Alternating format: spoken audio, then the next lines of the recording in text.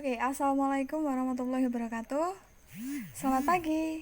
Kali ini kami akan membahas tentang kebijakan dan pembangunan sektor pertanian. Perkenalkan dulu, anggota kami terdiri dari Dwi Aulia Rahma, Siska Rohmawati, Meliana Triandika Ferawati, Dita Melinda Agustina, Syahrin Emilia Egamawati, Rima Arifatinisa, dan saya sendiri Irbatun Nadifa.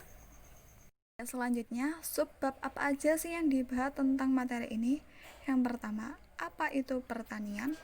Yang kedua, teori-teori pertanian. Yang ketiga, bagaimana kontribusi pertanian dalam PDRB? Yang keempat, bagaimana pembangunan sektor pertanian di Indonesia? Yang kelima, kebijakan-kebijakan yang digunakan dalam pembangunan sektor pertanian. Yang keenam, potensi dan permasalahan pertanian di Indonesia. Dan yang terakhir, yang ketujuh, tantangan pertanian di masa datang. Baik, saya Rima Arifatinisa akan menjelaskan pengertian pertanian. Apa itu pertanian? Pertanian adalah kegiatan produksi biologis yang berlangsung di atas sebidang tanah dengan tujuan menghasilkan tanaman dan hewan untuk memenuhi kebutuhan hidup manusia tanpa merusak lahan yang bersangkutan untuk kegiatan produksi. Indonesia disebut negara pertanian atau negara agraris dikarenakan sebagian besar penduduk Indonesia bekerja sebagai petani dan pertanian memegang peran penting dari perekonomian di Indonesia. Pertanian di Indonesia perlu ditingkatkan produksinya semaksimal mungkin menuju swasembada pangan. Akan tetapi ada berbagai tantangan untuk mencapai hal tersebut.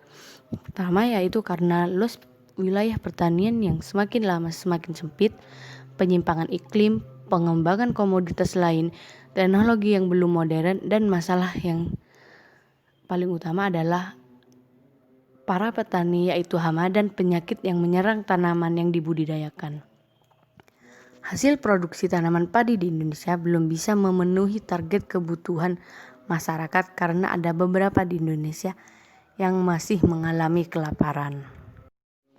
Lalu, bagaimana kondisi pertanian di Indonesia? Dapat kita lihat dari tabel, penurunan produksi pertanian terbesar terjadi pada sektor tanaman lain, yaitu sekitar 55,5%. Terjadinya penurunan produksi pertanian dan sektor ekonomi karena penyebaran COVID-19 yang telah mengganggu berbagai aktivitas ekonomi di suatu wilayah negara.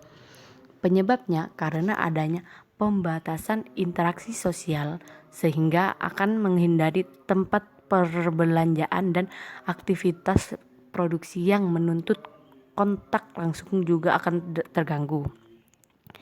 Implikasinya, permintaan maupun produksi akan mengalami gangguan akibat menurunnya permintaan atau demand shock dan terganggunya pasokan atau supply shock. Disrupsi ini dimungkinkan akan mengecil jika ada pergantian aktivitas ekonomi yang dilakukan secara elektronik atau online. Praktik social distancing juga berpotensi membuat shock pada sisi produksi. Hal ini terlihat dari penutupan pabrik dan kegiatan produksi. Implikasinya, permintaan akan bahan kebutuhan pokok akan meningkat. Dengan anjuran pemerintah agar bekerja, belajar, dan melakukan aktivitas lainnya dari rumah, mendorong masyarakat untuk melakukan pembelian kebutuhan pokok secara masif guna memenuhi persediaan hingga waktu mendatang. Hal ini berpotensi terjadinya fenomena panic buying yang sempat terjadi di beberapa daerah di zona merah penyebaran COVID-19 sehingga mendorong kenaikan harga sejumlah bahan dan kebutuhan pokok. Teori-teori pertanian. Yang pertama, teori dualisme. Teori dualisme ada 3. Yang pertama, teori dualisme sosial yang dikemukakan oleh J.H. Boke yang menyatakan bahwa pertanian di Indonesia terdiri dari perkebunan besar dan perkebunan rakyat. terdapat perbedaan tujuan berusaha antara masyarakat Barat dan masyarakat Timur, yaitu antara tujuan ekonomi dan kebutuhan-kebutuhan sosial. Orang Timur mempunyai tujuan hidup yang berbeda dengan orang Eropa. Mereka hanya hidup untuk bersenang-senang. Apabila kebutuhan pokoknya sudah terpenuhi, maka dia tidak perlu susah payah lagi untuk bekerja. Yang kedua, dualisme teknologi yang dikemukakan oleh Higgins B. tahun 1960, yang menyatakan bahwa dualisme terjadi karena adanya perbedaan penggunaan teknologi modern dan sektor tradisional. Sektor modern lebih banyak mengimpor teknologi dari luar negeri yang bersifat labor saving, sehingga modal relatif lebih banyak digunakan. Sedangkan sektor tradisional yang ditandai oleh besarnya kemungkinan untuk mengganti modal dengan tenaga kerja atau modal saving. Yang ketiga, dualisme regional, yaitu adanya perbedaan atau ketidakseimbangan antara wilayah perkotaan dan pedesaan dan wilayah antar negara yang disebabkan oleh ketidakseimbangan investasi antara wilayah-wilayah tersebut. Teori involusi pertanian dikemukakan oleh Silford Geertz tahun 1976 yang menyatakan bahwa terhambatnya pembangunan ekonomi di Indonesia disebabkan oleh involusi pertanian. Peningkatan produksi disebabkan oleh peningkatan tenaga kerja dan bukan oleh perkembangan teknologi dan mengakar kepada share property, yaitu budaya untuk berbagi kemiskinan. Teori ini menyatakan bahwa budaya yang lebih mementingkan solidaritas bersama daripada peningkatan penghasilan menyebabkan sektor pertanian tidak dapat berkembang. Teori evolusi pertanian dikemukakan oleh William Collier tahun 1996 yang menyatakan bahwa keterlambatan dalam pembangunan pertanian disebabkan oleh hambatan faktor-faktor ekonomi, seperti terbatasnya luas lahan, modal, dan kesalahan kebijakan pemerintah yang menganggap bahwa petani di Indonesia masih terbelakang.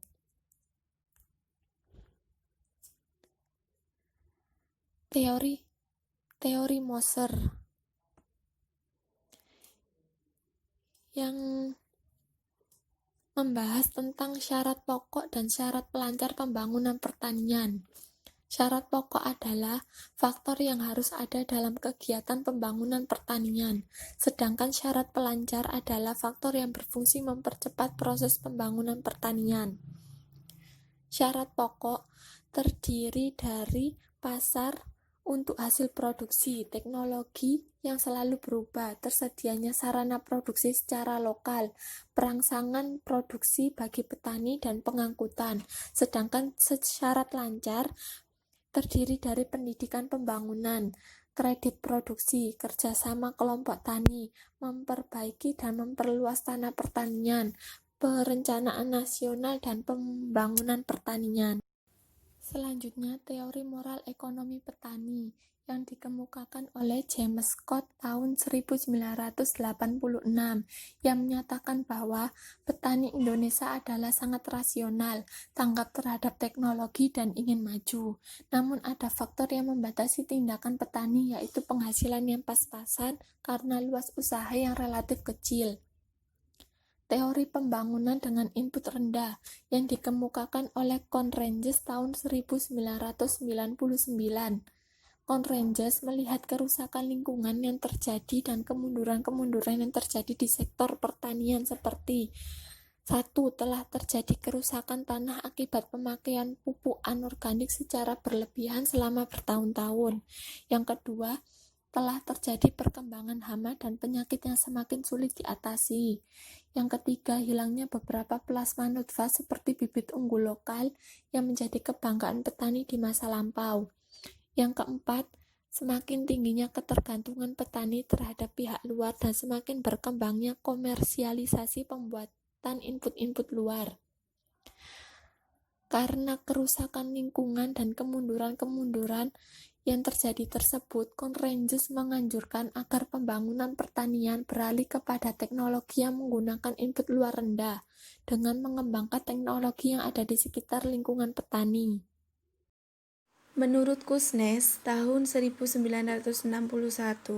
menyatakan bahwa kontribusi produk dari sektor pertanian memberikan ekspansi sektor non-pertanian melalui penyediaan pangan dan bahan baku bagi industri pengolahan. Sektor pertanian juga mampu menghasilkan surplus atas neraca pembayaran karena sumbangannya terhadap ekspor maupun pengembangan produk substitusi impor. Selanjutnya adalah kontribusi sektor pertanian terhadap PDB. Dari data PDB atas harga berlaku menurut sektor pada tahun 2004 sampai 2013 menunjukkan bahwa sektor pertanian dalam arti luas masih memegang peran strategis dalam menciptakan pendapatan bagi perekonomian nasional. Pada tahun 2004, PDB sektor pertanian dalam arti luas adalah sebesar 329,12 triliun. Kemudian naik menjadi 1.311,30 triliun di tahun 2013 atau naik sebesar 3,98 kali lipat. Kemudian ada diagram lingkaran. Data yang diambil adalah sumber sumbangan sektor pertanian terhadap PDB atas harga berlaku tahun 2004. Dari data tersebut menunjukkan bahwa pada tahun 2004, sektor pertanian dalam arti luas menyumbang sekitar 14% dari total PDB nasional. Kontribusi sektor pertanian terhadap PDRB antar wilayah. Dari grafik yang atas itu diambil dari data perkembangan PDRB pertanian arti luas menurut wilayah pada tahun 2004 hingga 2011. Jika dibandingkan antar wilayah, tampak bahwa nilai PDRB pertanian di wilayah Jawa jauh lebih besar dibandingkan dengan wilayah luar Jawa selama periode tahun 2004 hingga 2011. Dari data tersebut menunjukkan bahwa nilai PDRB pertanian dalam arti luas di Jawa meningkat dari 114,7 triliun menjadi 140,9 triliun selama kurun tahun 2004 hingga 2011 atau meningkat dengan laju 3,1% per tahun. Sedangkan grafik yang bawah diambil dari data perkembangan PDRB pertanian arti sempit menurut wilayah pada tahun 2004 hingga 2011. Dari data tersebut menunjukkan bahwa nilai PDRB pertanian dalam arti sempit meningkat dari 104,9 triliun menjadi 127,1 triliun selama kurun waktu tahun 2004 hingga 2011 atau meningkat dengan laju 3,0% per tahun. Situasi tersebut juga mengindikasikan bahwa sektor pertanian di Jawa memiliki kinerja relatif lebih baik daripada sektor pertanian di tempat lain. Sehingga dapat dikatakan bahwa pertanian dalam arti luas maupun dalam arti sempit terlihat jelas bahwa Jawa tidak hanya memiliki nilai PDRB pertanian yang lebih besar, tetapi juga terdapat kemiringan atau slope PDRB yang relatif lebih tajam sehingga mengesankan perkembangan perekonomian Jawa yang lebih progresif dibandingkan wilayah lain di luar Jawa. Namun apabila sentra pertanian yang sudah mapan ditinggalkan dan beralih ke lokasi lain yang belum berkembang, di samping membuat investasi pertanian yang sudah ada di Jawa menjadi sia-sia, dikhawatirkan akan mengganggu kinerja produksi pangan. di tingkat regional maupun nasional dan juga menurunkan kesejahteraan petani. Selanjutnya adalah pembangunan pertanian di Indonesia. Jadi, pembangunan pertanian ini adalah suatu proses yang ditujukan untuk menambah produksi pertanian untuk tiap-tiap konsumen, yang sekaligus mempertinggi pendapatan dan produktivitas usaha tiap-tiap petani dengan jalan menambah modal dan skill untuk memperbesar turut campur tangannya manusia di dalam perkembangan tumbuh-tumbuhan dan hewan. Jadi secara luas, pembangunan pertanian ini bukan hanya proses atau kegiatan menambah produksi saja, melainkan sebuah proses yang menghasilkan perubahan sosial, baik nilai, norma, perilaku, lembaga, sosial, dan sebagainya, demi mencapai pertumbuhan ekonomi dan meningkatkan kesejahteraan petani dan masyarakat yang lebih baik. Jadi pada intinya pembangunan pertanian ini ya berujung pada peningkatan kesejahteraan petani dan masyarakat yang lebih baik. Yang selanjutnya, mengapa pembangunan pertanian di Indonesia ini sangat penting? Ada beberapa hal yang mendasari mengapa pembangunan ini menjadi program atau hal yang harus dibangun oleh pemerintah dan masyarakat. Yang pertama, karena potensi sumber daya yang sangat besar dan beragam. Jadi luas lahan baku sawah di Indonesia pada tahun 2019 ini ada sekitar 7,64 juta hektar sawah. Jadi seluas itu nantinya akan ditanami dengan sumber daya yang beragam. Nah, itu nantinya menjadi potensi bagi Indonesia sendiri untuk dalam hal pertaniannya. Yang kedua, pangsa terhadap pendapatan nasional cukup besar. Jadi kontribusi pertanian terhadap PDRB ini cukup besar, ada di tingkatan kedua setelah industri. Jadi setelah industri itu pertanian menjadi kontribusi terbesar dalam menyumbang pendapatan nasional gitu. Karena produktivitas yang besar itu tadi. Selanjutnya yang ketiga yaitu pangsa terhadap ekspor nasional. Nah, meskipun tidak meningkat, hasilnya tidak sebesar industri pengolahan, tetapi di bulan Januari sampai Mei 2020 itu hanya sektor pertanian yang masih meningkat secara positif jika dibandingkan dengan tambang, industri pengolahan, dan migas yang mengalami penurunan. Nah, berarti adanya pandemi ini tidak mempengaruhi, bisa dikatakan tidak mempengaruhi pada sektor pertanian di Indonesia, karena bisa kita lihat bahwa ekspor nasional itu semakin di sektor pertanian itu meningkat dari 1,35 di bulan Januari dan Mei di tahun 2019, kemudian di bulan yang sama di 2020 itu mengalami peningkatan menjadi 1,43. Alasan yang selanjutnya adalah karena besarnya penduduk yang menggantungkan hidupnya pada sektor pertanian. Jadi masih banyak penduduk di Indonesia ini yang mata pencahariannya bekerja dalam sektor pertanian. Dilihat dari grafik, menurut kata data, pertanian menjadi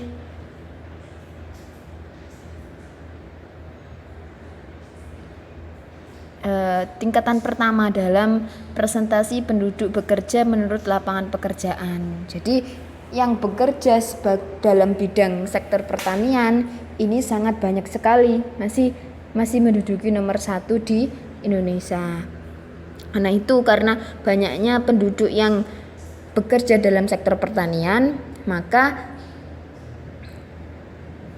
adanya pembangunan pertanian ini nantinya akan menjadikan kesejahteraan bagi penduduk petani. Gitu. Yang selanjutnya sebab kelima yaitu peranan pertanian dalam penyediaan pangan masyarakat. Pertanian merupakan sektor utama penghasil bahan-bahan makanan dan bahan-bahan industri yang dapat diolah menjadi bahan sandang, bahan pangan, dan bahan papan yang dapat dikonsumsi maupun diperdagangkan. Jadi pertanian ini menjadi input dalam kegiatan industri gitu dari pertanian dan juga dapat diperdagangkan kembali. Maka dari itu karena peranan pertanian yang besar, maka pembangunan pertanian ini merupakan bagian dari pembangunan ekonomi. Selanjutnya, pertanian menjadi basis pertumbuhan ekonomi. PDB pertanian tumbuh 16,24% pada triwulan kedua tahun 2020 secara kuartal ke kuartal, dan bahkan secara years on years sektor pertanian itu tetap berkontribusi positif, yakni tumbuh 2,19%.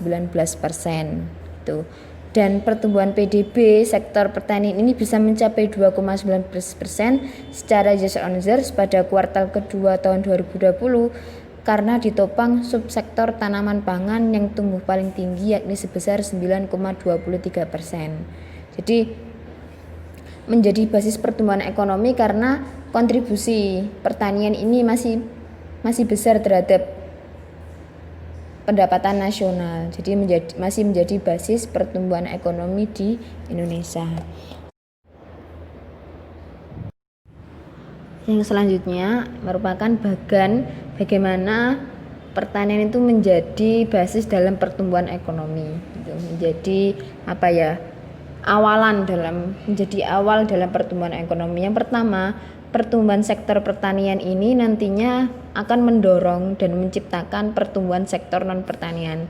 Seperti yang saya katakan tadi, sektor pertanian ini nantinya akan menjadi input dalam kegiatan industri pengolahan dalam sektor pertanian dan juga dalam perdagangan dapat dijual kembali. Nantinya mendorong dan menciptakan sektor-sektor non pertanian. Nah, sektor-sektor non pertanian ini akan melakukan penyerapan tenaga kerja, bahan baku kepada sektor pertanian. Nah, yang selanjutnya pertumbuhan keduanya itu tadi nantinya akan menuju kepada pertumbuhan ekonomi. Jadi bisa dikatakan bahwa pertumbuhan sektor pertanian ini mendorong adanya sektor non pertanian yang nantinya bersama-sama akan meningkatkan pertumbuhan ekonomi. Jadi sektor pertanian menjadi basis dalam pertumbuhan ekonomi, seperti itu. Selanjutnya yaitu tahapan pembangunan pertanian. Yang pertama ini pertanian tradisional yang produktivitasnya rendah. Jadi ini masih menggunakan teknologi-teknologi yang sangat sederhana dan kemudian masih subsisten, masih digunakan untuk keperluan sendiri. Yang kedua yaitu penganekaragaman produk pertanian sudah mulai terjadi, di mana produk pertanian sudah ada yang dijual ke sektor komersial tetapi masih memakai modal dan teknologi yang rendah. Jadi kalau di tahapan yang kedua ini sudah dijual ke sektor komersil tetapi masih menggunakan teknologi yang rendah. Kemudian yang ketiga yaitu pertanian modern yang produktivitasnya tinggi karena memakai modal dan teknologi yang tinggi juga. Jadi tahapan yang ketiga itu di mana pertanian sudah menggunakan teknologi yang canggih dan modal yang besar sehingga nantinya produktivitas dari pertanian itu akan besar, akan banyak juga gitu.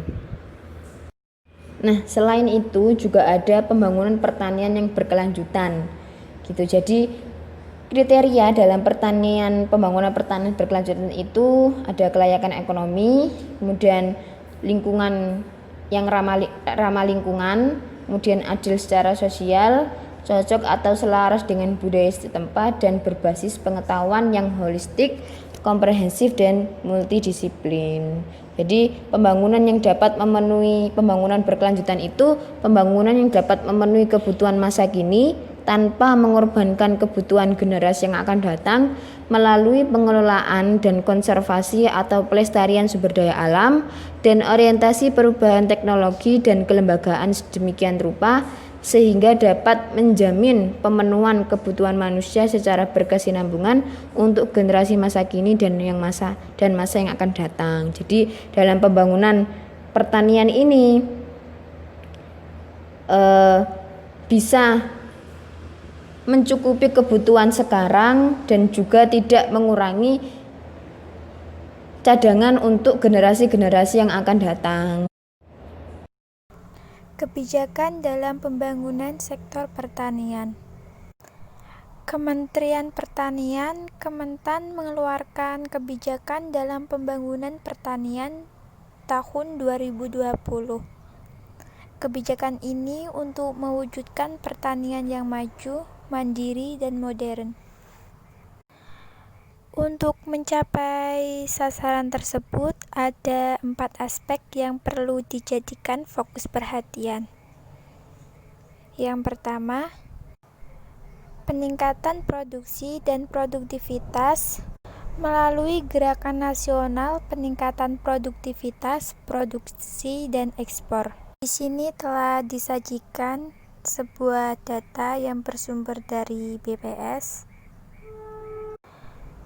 Masa tanam pertama dengan luas tanam Okmar 6,7 juta hektar. Terus luas panen pada Januari sampai Juni itu sebesar 5,83 juta hektar. Selanjutnya pada produksi GKG sebesar 29,2 juta ton, dan pada beras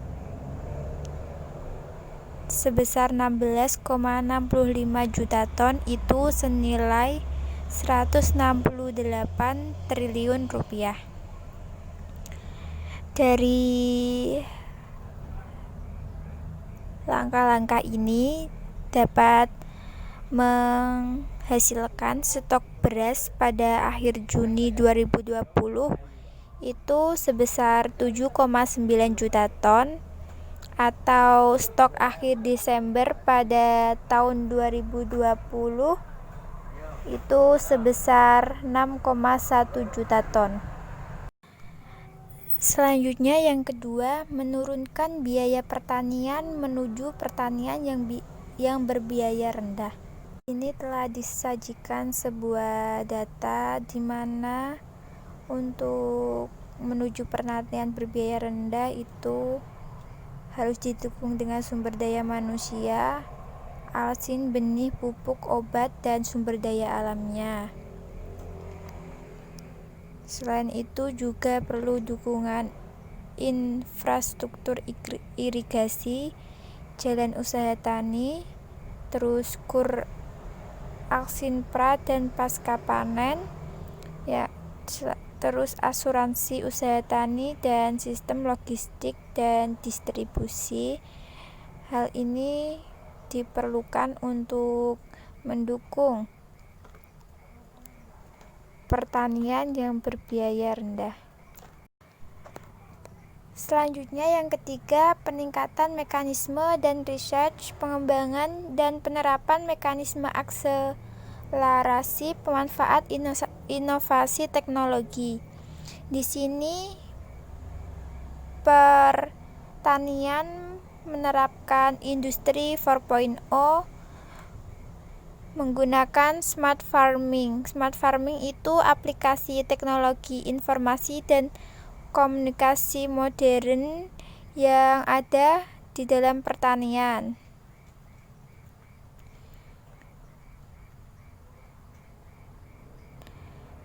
Metode manajemen informasi yang berkaitan dengan otomasi atau dukungan terhadap pengambilan keputusan, sistem pakar perencanaan, pengendalian, pengambilan keputusan. Terus smart farming ini juga menerapkan proses robotika, kontrol otomatis, dan kecerdasan buatan di semua tingkat produksi pertanian, termasuk juga di dalam peternakan dan farm drones. Selanjutnya di sini ada contoh dari pemanfaatan inovasi teknologi. Di sini ada smart irrigation. Smart irrigation ini dilakukan menggunakan sistem di smartphone atau laptop untuk mengaturnya. Selain ada smart irrigation, di sini juga ada greenhouse yang berbasis IT. Di dalam greenhouse ini dilengkapi dengan sensor, Raspberry Pi, PC, terus juga ada smartphone atau laptop untuk mengatur temperatur, heating, watering, dan humidity. Selanjutnya yang keempat, ekspansi pertanian melalui perluasan pemanfaatan lahan rawa dan suboptimal lainnya serta penyediaan air. Di sini mengambil contoh pada pemanfaatan lahan rawa di Kalimantan Tengah. Pada pemanfaatan lahan rawa ini dibutuhkan 164,598 hektar. Adapun daerah-daerah yang dimanfaatkan sebagai pertanian itu Gunung Mas sebesar 700 hektar, Katingan sebesar 300 hektar, Kota Waringin Barat sebesar 315 hektar, Sukamara sebesar 200 hektar, Seruyan sebesar 1450 hektar. Selanjutnya Palangkaraya sebesar 1725 hektar dan Pulang Pisau sebesar 10.700 hektar.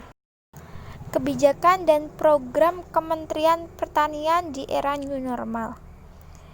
Kebijakan yang pertama, meningkatkan produktivitas pangan pokok, memperlancar distribusi pangan, mengembangkan buffer stok dan intervensi pasar, menjaga stabilitas harga, dan yang terakhir mempermudah akses transportasi.